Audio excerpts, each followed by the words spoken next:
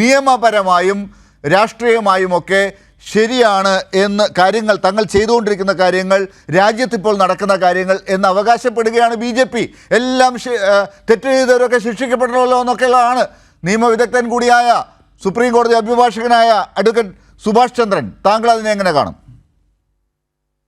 ഇതിനകത്തുള്ള ഏറ്റവും പ്രധാനപ്പെട്ട പ്രശ്നം ഈ PMLA ആക്ടുമായി ബന്ധപ്പെട്ടുകൊണ്ടുള്ള ഭരണഘടനാ സാധുതയെ സംബന്ധിച്ചുള്ള നിരവധിയായിട്ടുള്ള ഹർജികൾ, നിരവധിയായിട്ടുള്ള അതിനെ സംബന്ധിച്ചുള്ള റിവ്യൂ ഹർജികളും മറ്റ് സുപ്രീം കോടതി മുമ്പാകെ നിലനിൽക്കുന്ന ഹർജികൾ, പരാതികൾ, അത് പരിശോധിക്കാൻ ജൂലൈ മാസത്തിൽ സുപ്രീം കോടതി വേനലവധിക്ക് ശേഷം തുറക്കുന്ന സമയത്ത് പരിശോധിക്കുമെന്ന് കഴിഞ്ഞ ദിവസമാണ് സുപ്രീം കോടതി ചീഫ് ജസ്റ്റിസ് വ്യക്തമാക്കിയത്.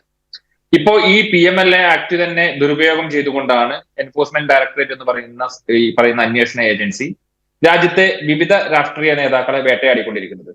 ഇപ്പൊ ഈ അരവിന്ദ് കെജ്രിവാളിന്റെ അറസ്റ്റിലൂടെ ഇതിനകത്ത് കാണാതെ പോകുന്ന അല്ലെങ്കിൽ ചർച്ച ചെയ്യാതെ പോകുന്ന ചില ഫാക്ടുകളുണ്ട്. നേരത്തെ സൂചിപ്പിച്ചതുപോലെ ഈ ഇലക്ട്രൽ ബോണ്ടുമായി ബന്ധപ്പെട്ടുകൊണ്ട് സുപ്രീം കോടതി നിരവധിയായിട്ടുള്ള ഇടപെടലുകളുടെ ഭാഗമായി ഏറ്റവും ഒടുവിൽ പുറത്തു വന്ന ഡാറ്റകൾ പരിശോധിക്കുന്ന സമയത്തുള്ള കണക്കുകളുണ്ട്. അതിനകത്ത് പറയുന്നത് എന്താ, ഏതാണ്ട് 172ഓളം വരുന്ന മേജർ പ്രൊജക്ടുകളിലായി 3.7 ലക്ഷം കോടി രൂപയുടെ പ്രൊജക്ടുകളിൽ 33 ഗ്രൂപ്പുകൾ BJPക്ക് നൽകിയിരിക്കുന്ന ഇലക്ട്രൽ ബോണ്ടുകൾ എത്രയാണ്? ഈ പ്രൊജക്ടുകൾ ലഭിച്ച 3.7 ലക്ഷം കോടി രൂപയുടെ പ്രൊജക്ടുകൾ ലഭിച്ച 33 മേജർ ഗ്രൂപ്പുകൾ നൽകിയിരിക്കുന്നത് 1751 കോടി രൂപയുടെ ഇലക്ട്രൽ ബോണ്ടുകളാണ് നൽകിയിട്ടുള്ളത്.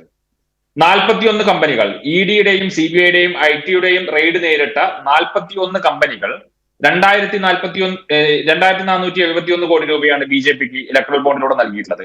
ഇതിൽ 1698 കോടി രൂപ ഈ EDയുടെ റെയ്ഡ് നടക്കുന്ന സമയത്ത് അല്ലെങ്കിൽ CBIയുടെ റെയ്ഡ് നടന്നതിന് തൊട്ടു പുറകെയാണ്, ഏതാണ്ട് 3 മാസങ്ങൾക്കുള്ളിലാണ് ഈ സ്ഥാപനങ്ങൾ 41 കമ്പനികൾ നൽകിയിട്ടുള്ളത്.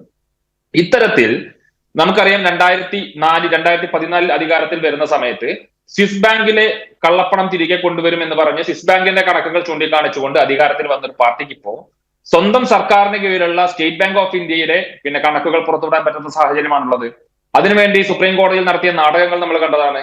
ആ നാടകങ്ങൾക്ക് ഒടുവിലാണ് ഇപ്പൊ സുപ്രീം കോടതിയുടെ കർശനമായ നിർദ്ദേശത്തിന്റെ ഭാഗമായി കണക്കുകൾ പുറത്തു വരുന്നത്.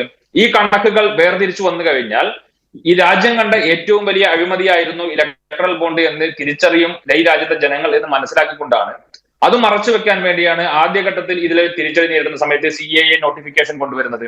2019 പാർലമെന്റ് പാസാക്കിയ CAAയുടെ ചട്ടങ്ങൾ പ്രഖ്യാപിക്കുന്നത് തെരഞ്ഞെടുപ്പിന് തൊട്ട് മുമ്പ് ഇലക്ട്രൽ ബോണ്ട് കേസിനകത്ത് സുപ്രീം കോടതിയിൽ നിന്ന് സർക്കാരിന് തിരിച്ചടി ഏറ്റെടുക്കുന്ന സാഹചര്യത്തിൽ അന്നാണ് മാർച്ച് 11 ഈ നോട്ടിഫൈ ചെയ്യുന്നത്, ഈ 2024 ചട്ടങ്ങൾ നോട്ടിഫൈ ചെയ്യുന്നത്. അതിനുശേഷം ഈ പറയുന്ന കണക്കുകൾ പുറത്തു വരുന്ന സമയത്ത് BJPയെ ഈ ആരോപണങ്ങളുടെ കുന്തമുനയിൽ, ആരോപണങ്ങളുടെ അഴിമതി ആരോപണങ്ങളുടെ നിലയിൽ നിൽക്കുന്ന സാഹചര്യത്തിൽ അന്നാണ് അരവിന്ദ് കെജ്രിവാൾ അറസ്റ്റ് ചെയ്യപ്പെടുന്നത്. അപ്പൊ ഇത്തരത്തിൽ രാഷ്ട്രീയമായി തങ്ങളുടെ കൊള്ളരുതായ്മകൾ, രാഷ്ട്രീയമായ അഴിമതികൾ, ശതകോടികളുടെ അല്ലെങ്കിൽ 100 കണക്കിന് കോടികളുടെ അഴിമതികൾ പുറത്തു വരുന്ന സാഹചര്യത്തിൽ അത് പുറത്തു വരാതിരിക്കാൻ വേണ്ടിയുള്ള ശ്രമങ്ങളാണ് ഇപ്പോൾ BJP നടത്തിക്കൊണ്ടിരിക്കുന്നത്. പിന്നെ ഇപ്പൊ എന്റെ സുഹൃത്ത് ഇതിനകത്ത് സംസാരിക്കുന്ന BJP പ്രതിനിധി അന്വേഷണ ഏജൻസികളുടെയും തെളിവുകളുടെയൊക്കെ കുറിച്ച് പറയുകയുണ്ടായല്ലോ. 2014 നിങ്ങൾ അറസ്റ്റ് ചെയ്ത പ്രൊഫസർ സായിബാബ എന്ന് പറയുന്ന ഒരു അധ്യാപകനുണ്ട്, ഡൽഹി യൂണിവേഴ്സിറ്റിയിലെ അധ്യാപകൻ.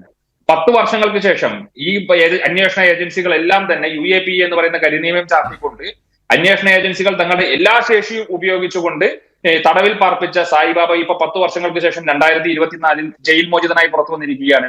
പൂർണ്ണമായും അദ്ദേഹത്തെ കുറ്റവിമുക്തനാക്കിക്കൊണ്ടാണ് അദ്ദേഹം പുറത്തു വരുന്നത്. അപ്പൊ ഇത്തരത്തിൽ ഒരു മനുഷ്യന്റെ 10 വർഷത്തെ ജീവിത കാലയളവ് എന്ന് പറയുന്നത് 90% ഈ ഡിസേബിൾഡ് ആയ, വികലാംഗനായിരിക്കുന്ന പ്രൊഫസർ സായിബാബയെ പോലെയുള്ള ഒരു അധ്യാപകനോട് ഈ രാജ്യം ആദരവോടുകൂടി കാണുന്ന ഒരു മാതൃകാ അധ്യാപകനോട് നിങ്ങൾ ചെയ്തത് എന്താണെന്ന് നമ്മളെല്ലാം കണ്ടിട്ടുള്ളതാണ്. അപ്പൊ ഇത്തരത്തിൽ തങ്ങൾക്കെതിരായി ശബ്ദമുയർത്തുന്ന, തങ്ങൾക്കെതിരായി നിലപാടെടുക്കുന്ന ആളുകളെ നിശബ്ദരാക്കാൻ വേണ്ടി അല്ലെങ്കിൽ തങ്ങളുടെ അതിനൊരു മോഡൽ കോഡ് ഓഫ് കോണ്ടക്ട് ഒക്കെ ഉണ്ടോ എന്നുള്ളത് പോലും നോക്കേണ്ട ആവശ്യമില്ല. ഒരു ഫ്രീ ആൻഡ് ഫെയർ ഇലക്ഷൻ നടക്കേണ്ട ഘട്ടത്തിൽ പോലും അത് നോക്കുന്നില്ല. അതാണ് സുഭാഷ് ചന്ദ്രനും വിശദീകരിച്ചു വരുന്നത്.